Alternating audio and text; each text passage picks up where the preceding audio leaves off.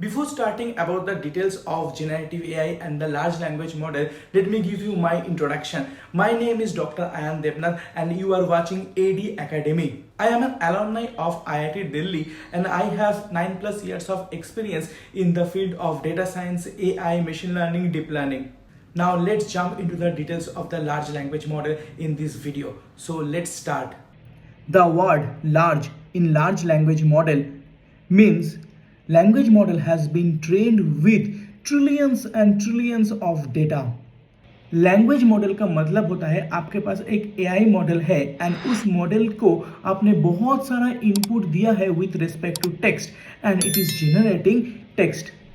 यहाँ पर मैंने कुछ बेस मॉडल का एग्जाम्पल दिया है just for an example like GPT, Flan T5, but these are large language models.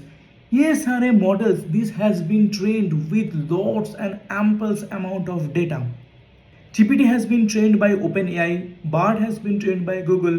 इन लोगों के पास बहुत सारा डेटा है एंड ये सारे मॉडल को ट्रेन करने के लिए हाई कंप्यूटिंग रिसोर्स का भी जरूरत होता है and it takes weeks and months to train this models. Flan T5 एक ऐसा मॉडल है जो अवेलेबल है ऑनलाइन में and you can download this model and you can train your own data. इसका मतलब है आपको एकदम from the very scratch you don't have to train your model because अगर ऐसा करना चाहते हो तो आपके पास हाई कंप्यूटिंग रिसोर्स होना चाहिए because it can take months to train your model and उतना डेटा भी होना चाहिए आपके पास.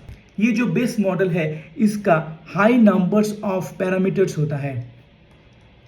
पैरामीटर का analogy can be taken as a memory. इसका मतलब है लैंग्वेज मॉडल का जितना ज़्यादा हाई पैरामीटर्स है उतना ज़्यादा उसका मेमोरी कैपेसिटी है. इसका मतलब आप लैंग्वेज मॉडल के ऊपर बहुत सारा इनपुट डेटा दे रहे हो, ट्रिलियंस ऑफ डेटा दे रहे हो एंड उस डेटा को याद करके रखना चाहिए लैंग्वेज मॉडल को. तो याद रखने के लिए उसके पास हाई नंबर ऑफ पैरामीटर्स है through which it can learn about the context and different patterns of the data.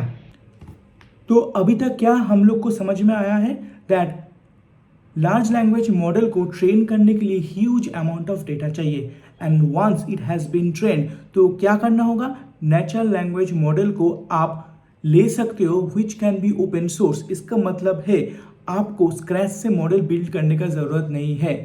आप बिल्ड भी कर सकते हो लेकिन उसके लिए आपके पास ह्यूज अमाउंट ऑफ डेटा चाहिए.